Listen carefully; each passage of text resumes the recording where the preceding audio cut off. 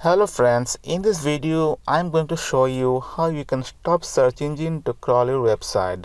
Now this is very strange, like most of the people want their website to be visible in the search engine, but in some cases, like you have cloned your live website and you are doing some testing, you are doing some update.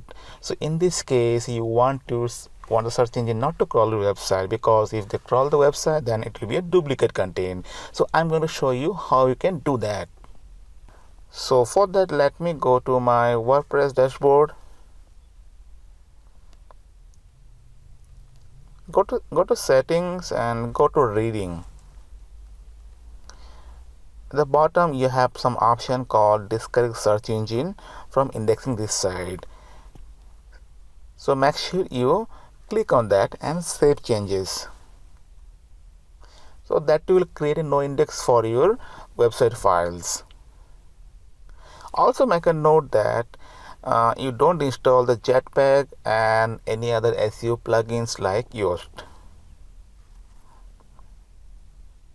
By following this practice, you can stop search engine to crawl your website until you are ready.